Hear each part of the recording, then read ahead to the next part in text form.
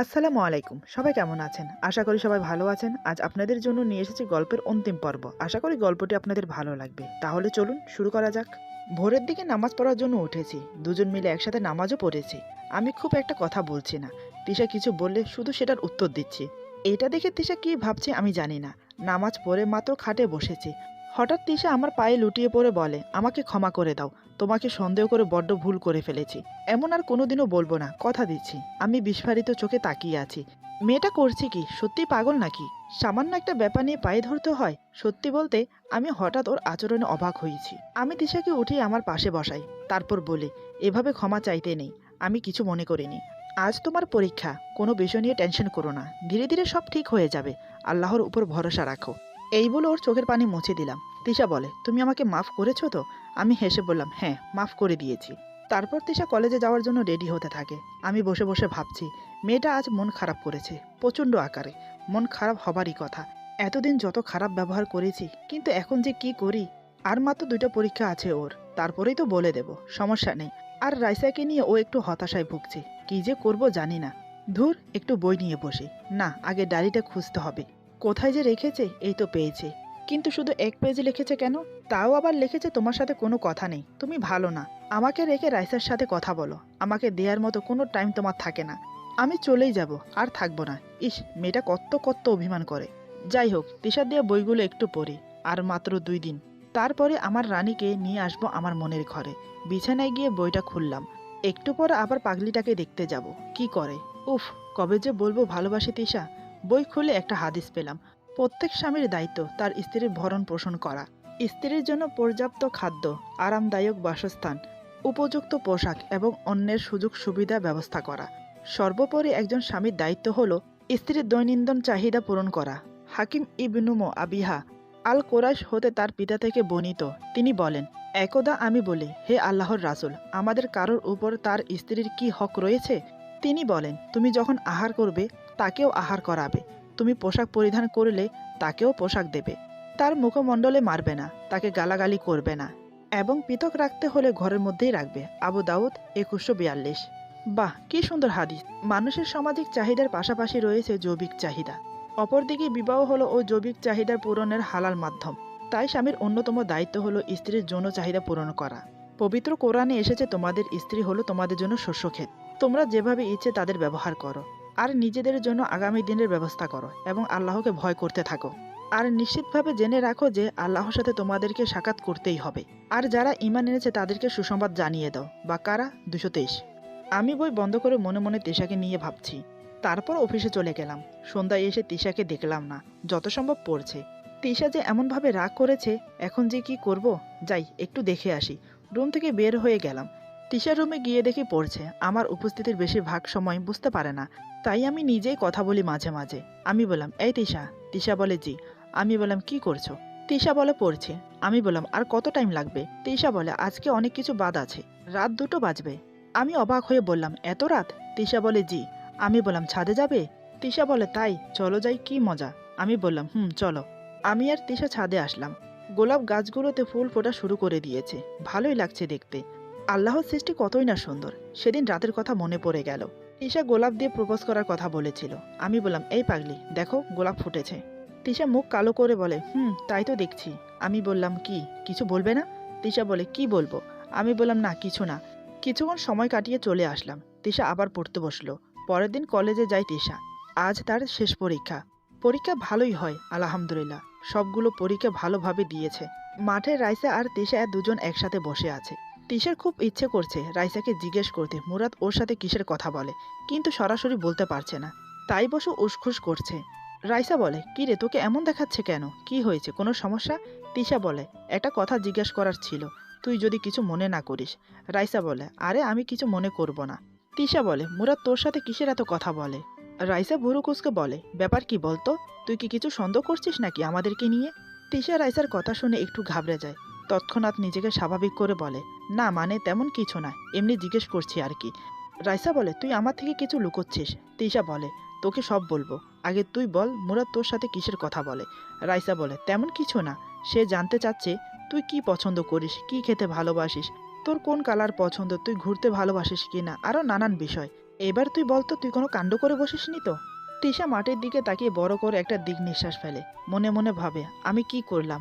না জেনে না বুঝে দুজনকে নিয়ে সন্দেহ করলাম। এত বড় ভুল আমি করতে পারলাম? তিশা মাটির দিকে তাকিয়ে চুপ করে আছে দেখে রাইসা বলে, কি রে অমন মাটির দিকে তাকিয়ে কি ভাবছিস? তিশা রাইসার হাত ধরে বলে, অনেক বড় ভুল করে ফেলেছি। এবার আমাকে বলা সব কথা রাইসাকে খুলে বলে। সব শুনে রাইসা বলে, আর যাই বলিস মুরাদকে ডিভোর্স দেওয়ার কথা বলা ঠিক হয়নি। তিশা বলে, এখন বুঝতে পারছি রে। তুই আগে বললি না কেন যে এই বিষয়ে কথা বলে ও? রাইসা বলে, ও বলতে নিষেধ করেছে তাই। তিশা বলে, সরি রে, কুধারণা করা কবিরা গুনাহ, ভুলেই গিয়েছিলাম। রাইসা বলে, আমি কিছু মনে করিনি। আমি জানি তুই মুরাদকে খুব ভালোবাসিস, তাই ওর পাশে কাউকে দেখলে এমনটা মনে হওয়ারই কথা। এসব বাদ দে, আজ মুরাদ আসতে লেট করছে কেন? তিশা বলে, জানি না রে, পথে কোনো সমস্যা হলো কিনা বুঝতেও পারছি না। রাইসা বলে, ওই তো চলে এসেছে। আর শোন, তুই খুব দ্রুত একটা খুশির খবর পাবি। তিশা অবাক হয়ে বলে, মানে? রাইসা বলে, মানে পরে বুঝবি, শুধু আর কালকের দিনটা অপেক্ষা কর। তিশা বলে, কি বলবি তো? রাইসা মনে মনে বলে, সব বললেও এটা বলবো না যে কাল মুরাদ তোকে মেনে নেবে। রাইসা বলে, সারপ্রাইজ, আমি এখন যাই। তিশা বলে, কিসের সারপ্রাইজ, বলবি তো আগে। রাইসা বলে, বলা যাবে না, আমি গেলাম। এই বলে রাইসা চলে গেল। তিশা তাকিয়ে আছে রাইসা চলে যাওয়ার দিকে। আমি ওর সামনে গিয়ে বললাম, এই যে ম্যাডাম, আসসালামু আলাইকুম। তিশা রাইসার দিকে এক নজরে তাকিয়েছিল, আমার কথা বেমালুম ভুলে গেছে। হঠাৎ আমার কথায় সম্বিত ফিরে, তারপর আমার দিকে তাকিয়ে বলে, ওয়ালাইকুম সালাম। তোমার আসতে আজ এত দেরি হলো যে? রাস্তায় কোনো সমস্যা হয়নি তো? আমি বললাম, না, অফিস থেকে বের হতে একটু লেট হয়ে গেছে, তার জন্য সরি। আমার সাথে কথা বলতে বলতে তিশা উঠে দাঁড়ালো। তিশা বলে, সরি বলছো কেন? এমনটা হতেই পারে। আমি বললাম, আজ রাইসা তাড়াতাড়ি চলে গেল মনে হয়, মেয়েটার সাথে কথাই বলতে পারলাম না। তিশা বলে, কেন বলো তো, কিসের কথা ওর সাথে? আমি বললাম, ছিল কিছু কথা, বাদ দাও, এখন বলো কি খাবে? সময় তো কম হলো না, নিশ্চয় খিদে পেয়েছে। তিশা বলে, হ্যাঁ, খুব খিদে পেয়েছে, চলো ফুচকা খাই। আমি মনে মনে ভাবছি, রাইসার কথা শুনে আজ কোনো রিয়েক্ট করলো না কেন? রাইসা কি ওকে সব বলে দিয়েছে? বলে দিলে তো আমার সারপ্রাইজ চপাট হয়ে যাবে। তিশা বলে, এই তুমি আনমনা হয়ে কি ভাবছো বলো তো? আমি বললাম, কিছু না, চলো ফুচকা খাই গিয়ে।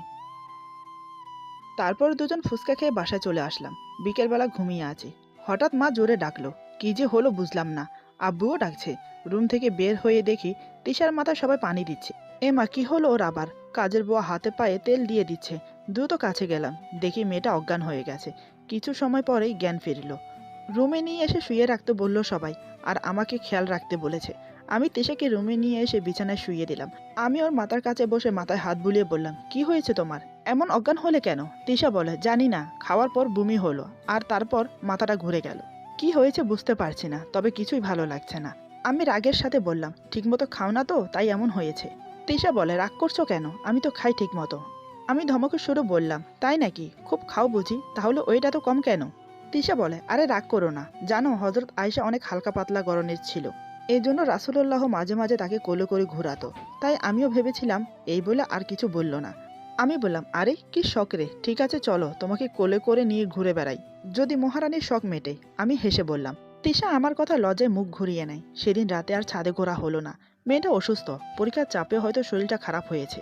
তিশার পরীক্ষা শেষ, তবে আজ একটু লাইব্রেরিতে যাবে কিছু বই আনতে। সকালে বাবার সাথে যাবে আমাকে বলেছিল, কিন্তু আমি যেতে পারছি না, অফিসে জরুরি কাজ আছে। তাই অফিসের কাজ শেষ করে একটু কেনাকাটাও করতে হবে। তাই সকাল সকাল অফিসে চলে গেছি। অফিসে গিয়ে সব কাজ কমপ্লিট করে দুপুরের দিকে বেরিয়ে গেলাম তিশার জন্য মার্কেটিং করব বলে। রাইসার কাছ থেকে তিশার পছন্দের সবকিছুর নাম জানা হয়ে গেছে। এখন শুধু কিনে উপহার দেওয়ার পালা। এসব দিলে পাগলিটা কত খুশি হবে, উফ, ভাবতেও ভালো লাগছে। অনেক কিছু কিনেছি, চুড়ি, পায়ের তোড়া, কানের দুল, আরও কত কিছু। একটা শাড়িও নিলাম। আর গাছের গোলাপ তো আছেই। বিকেলে তিশা পড়ার রুমেই বেশি থাকে, আমার রুমে রাত ছাড়া আসে না। তাই শপিং করা জিনিসগুলো নিয়ে সব রুমের আলমারিতে রেখে দেব। খুব ভালো লাগছে। আজ মনের মানুষের সাথে মিল হবে, তিশা আমাকে নিজের করে পাবে। এসব ভাবতে ভাবতে সবগুলো শপিং করে নিলাম। তারপর একসময় বাড়িতে চলে আসলাম। বারবার কলিং বেল প্রেস করছি, কিন্তু কেউ দরজা খুলছে না। কি একটা বিপদ! তিশা আসলেও তো ভালো হতো। ধুর, কেউ আসছে না। পকেট থেকে অনেক খুঁজে চাবি বের করলাম। দরজা নিজে খুলে ঢোকা লাগবে দেখছি।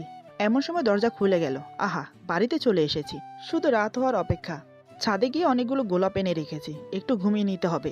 কারণ আজ সারা রাত তিশাকে বুকের মাঝে রেখে আমার মনের কথাগুলো বলবো, আদর করব। উফ, ভাবতে শরীর কিরকম শিহরণ খেলে যাচ্ছে। মেয়েটাকে আর ডাকলাম না, ফ্রেশ হয়ে শুয়ে পড়লাম। মাগরিবের আজান শুনে উঠে পড়লাম। তারপর মাগরিবের নামাজ পড়ে বাড়িতে ফিরে আসলাম। দেখছি তিশার আবার মন খারাপ। পাগলিটা আর কত সময়ই বা মন খারাপ করে থাকবে। আর তো কিছুটা সময়, তারপরেই বলে দেব। এইসব ভেবে মুচকে হাসলাম। আমি রুমে বসে আছি। কত সময় ধরে একা একা বসে আছে আমি নিজেও জানি না, কিন্তু তিশার কোনো খোঁজই নেই। শরীর মনে হয় ক্লান্ত, তাই হয়তো ঘুমাচ্ছে। না, যাই একটু ডেকে নিয়ে আসি। আমি উঠে ওর পড়ার রুমে গেলাম, দরজার কাছে দাঁড়িয়ে ডাকলাম, তিশা, এই তিশা। তিশা বলে, জি। আমি বললাম, কই তুমি? তিশা বলে, বেলকনিতে। আমি বললাম, ও, কি করছো একা একা?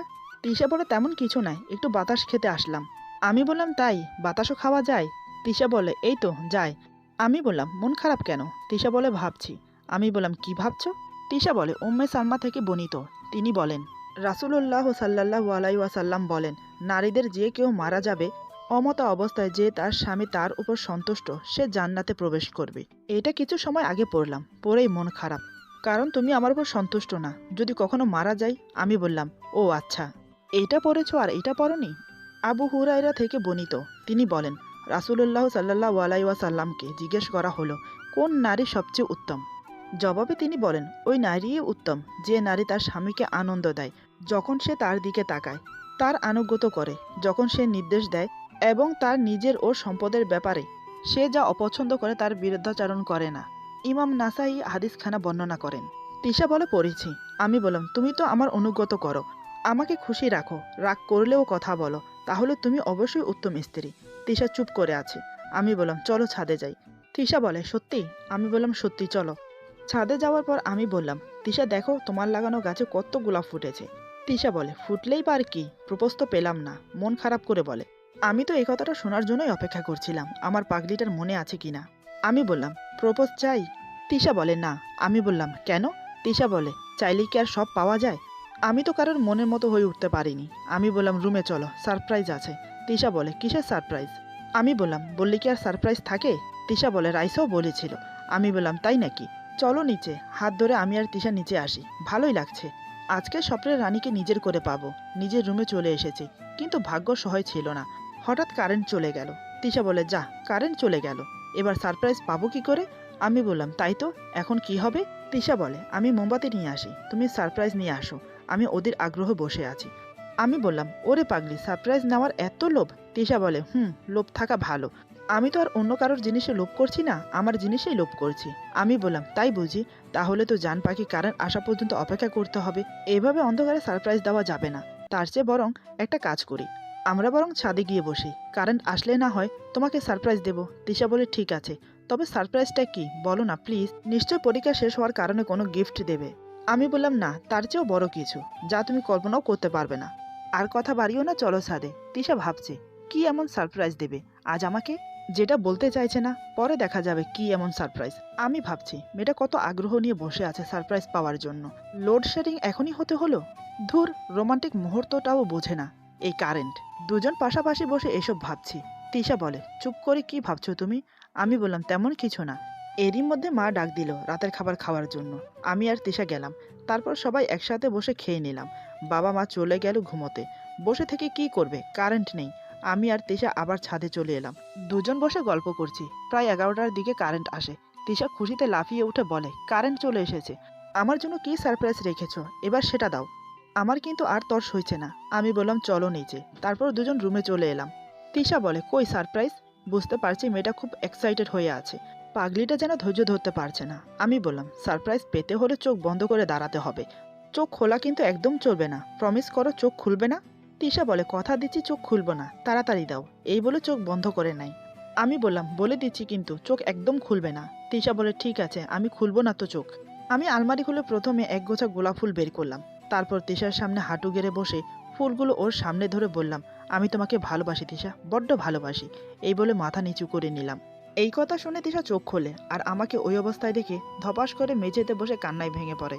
আমি কিছু বুঝে উঠতে পারছি না কি হয়েছে। আমি ফুলগুলো খাটে রেখে ওর কাছে গিয়ে বসলাম। আমি বললাম, তিশা, আমার কি কোথাও ভুল হয়েছে? তুমি কাঁদছো কেন? প্লিজ এভাবে কেঁদো না, বলো কি হয়েছে। মেয়েটা কোনো উত্তরে দিতে পারছে না, ফুফিয়ে ফুফিয়ে কেঁদে যাচ্ছে। আমি আর পারলাম না নিজেকে ধরে রাখতে, তিশাকে বুকে জড়িয়ে নিলাম। আমার বুকে মাথা রাখার সাথে সাথে মেয়েটা আমাকে আরো শক্ত করে জড়িয়ে ধরে, আরো চিৎকার দিয়ে কান্না শুরু করে দেয়। আমি কিছুই আন্দাজ করতে পারছি না। অনেকক্ষণ কাঁদার পর একটু শান্ত হলো। আমি চোখের পানি মুছে দিয়ে বললাম, কেন কাঁদছো? তিশা বলে, আমি সত্যি বিশ্বাস করতে পারছি না তুমি আমাকে প্রপোজ করেছো, তাও আমার বলা কথা মতো। সত্যি কি আমি তোমার যোগ্য হতে পেরেছি, নাকি আমি জেগে জেগে স্বপ্ন দেখছি? আমি বললাম, কোনো কিছুই স্বপ্ন না, যা হচ্ছে সব বাস্তবে হচ্ছে। আমি তোমাকে সত্যিই ভালোবাসি, বড্ড বেশি ভালোবাসি। এখন চোখের পানি মোছো। আমার সারপ্রাইজ তো এখনো দেওয়া শেষ হয়নি। তিশা বলে, তুমি এখন যে সারপ্রাইজ আমাকে দিয়েছো সেটা আমার জন্য এই পৃথিবীর শ্রেষ্ঠ সারপ্রাইজ। এর চেয়ে আর ভালো সারপ্রাইজ হয় না। আমি বললাম, আমি কি এমন সারপ্রাইজ দিতে পারলাম? তার আগেই তো তুমি কেঁদে সব বরবাদ করে দিয়েছো। তিশা বলে, রাগ করেছো? আমি বললাম, রাগ করিনি, অভিমান করেছি। তিশা কানে ধরে বলে, সরি, তোমার মুখে ভালোবাসার কথা শুনে সত্যি আমি ইমোশনাল হয়ে পড়েছি। ঠিক আছে, আমি আবার চোখ বন্ধ করে দাঁড়াচ্ছি। তোমার যা মন চায় তাই করো। আমি বললাম, কথা ছিল একবার প্রপোজ করার, এখন দেখছি দুইবার করতে হবে আমাকে। তিশা বলে, তা তো করতেই হবে। দেখতে হবে না আমি কার জান পাখি? আমি বললাম, তা তো বটেই। তবে একটা কথা মনে রেখো, ডাবল প্রপোজ করলে তাহলে কিন্তু ডাবল ভালোবাসা নেব, তখন কিন্তু না করতে পারবে না। তিশা বলে, তখন এটা তখন দেখা যাবে। আমি চোখ বন্ধ করলাম। এই বলে তিশা চোখ বন্ধ করে। আমি আবার ওকে প্রপোজ করি। তিশা চোখ খুলে আমার হাত থেকে ফুলগুলো নিয়ে বলে, আমিও তোমাকে ভালোবাসি, অনেক অনেক ভালোবাসি। এই বলে আমাকে শক্ত করে জড়িয়ে ধরে। আমি বললাম, আরেকটা সারপ্রাইজ আছে। তিশা বলে, তোমাকে পেয়েছি, আমার আর কিছু চাই না। আমি বললাম, তা বললে কি আর হবে? আমার পাগলিটার জন্য আমি অন্য একটা সারপ্রাইজ রেখেছি। এই বলে আমি ওকে ছেড়ে দিলাম। তারপর আলমারি থেকে গিফট বক্স বের করে ওর হাতে দিলাম। তিশা বলে, এখানে কি আছে? আমি বললাম, খুলে দেখো। তিশা বক্স খুলে তো অবাক। সে বলে, এত কিছু আমার জন্য? আমি বললাম, জি মহারানী, এগুলো সব তোমার। পছন্দ হয়েছে? তিশা একগাল হাসি দিয়ে বলে, অনেক অনেক পছন্দ হয়েছে। আমি বললাম, শাড়িটা কেমন হয়েছে? এই প্রথম কিনেছি, কিন্তু জানি না তোমার পছন্দ হবে কি না। তিশা বলে, শাড়িটা আমার সবচেয়ে বেশি পছন্দ হয়েছে। আমি বললাম, তাহলে আর দেরি কেন? এই শাড়িটা পরে আসো। আরেকটা কথা, তোমার চুলগুলো না খোলা রেখো। তিশা বলে, কেন?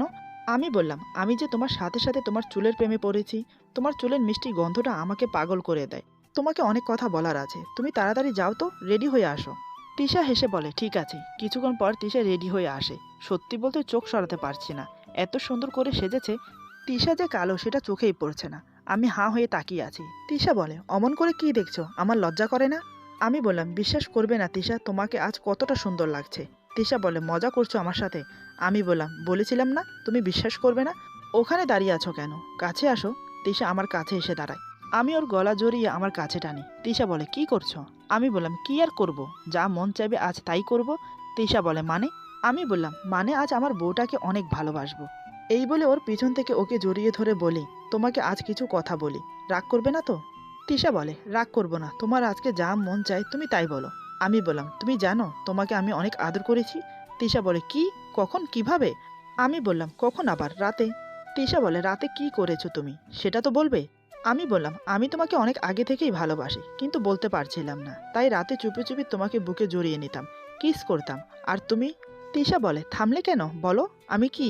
আমি বললাম, তুমি একটুও টের পেতে না। তুমি বলো আমার ঘুম ভারী। তোমাকে যখন আদর করতাম তখন বুঝতে পারতাম আমার থেকেও তোমার ঘুম অনেক ভারী। আমার কথা শুনে তিশা খুব লজ্জা পেল। আমি বললাম, মনে আছে মামার বাড়ির ভূত দেখে ভয় পেয়েছিলে? তখন তো আমি প্রতি রাতেই তোমাকে আদর করেছি। তিশা বলে, তুমি খুব পাজি, খুব দুষ্ট। চুপি চুপি আমাকে ভালোবেসে গেছো, রাতে আদর করেছো, আর আমি কিছু টেরই পেলাম না। আমি বললাম, তাতে কি হয়েছে? আজ সুদে আসলে সব পূরণ করে দেব, চলো, দেরি কিসের আর? এই বলে তিশাকে কোলে করে বিছানায় শুয়ে দিলাম। তারপর তিশার বুকে মাথা রেখে শুয়ে পড়ি। তিশা আমাকে বুকের সাথে শক্ত করে জড়িয়ে ধরে। তিশা আমার মাথায় কিস করে, আমার কপালে কিস করে। আমি ওর ঠোঁট নিজের ঠোঁটের সাথে চেপে ধরি। একে অপরের মাঝে ধীরে ধীরে হারিয়ে যাই। আজ দুটি মন মিলিত হয়েছে। কিছুক্ষণের মধ্যে দুটি দেহ মিলিত হয়ে একাকার হবে। ভালোবাসা মনে হয় একেই বলে। পবিত্র ভালোবাসা হলো স্বামী স্ত্রীর ভালোবাসা। আমি তিশাকে পরম তৃপ্তিতে আদর করতে থাকি। মানুষের গায়ে রং দিয়ে কিছু হয় না। রূপ যৌবন এগুলো হচ্ছে ক্ষণিকের। জীবন সঙ্গী হিসেবে মনের মতো মানুষের প্রয়োজন। সে দেখতে কালো হোক বা সুন্দর হোক, যে যেরকম তাকে সেভাবে বরণ করে নেওয়া উচিত। আজকের গল্প এখানে সমাপ্ত। আশা করি গল্পটি আপনাদের ভালো লাগে। যদি ভালো লাগে তাহলে লাইক, কমেন্ট এবং সাবস্ক্রাইব করে আমাদের পাশে থাকুন। পাশে থাকা বেল আইকন প্রেস করে দেবেন, তাহলে আমাদের নিত্য নতুন ভিডিও আপনাদের কাছে পৌঁছে যাবে। বন্ধুদের সাথে বেশি বেশি করে শেয়ার করবেন। সবাই ভালো থাকবেন, সুস্থ থাকবেন। আল্লাহ হাফেজ।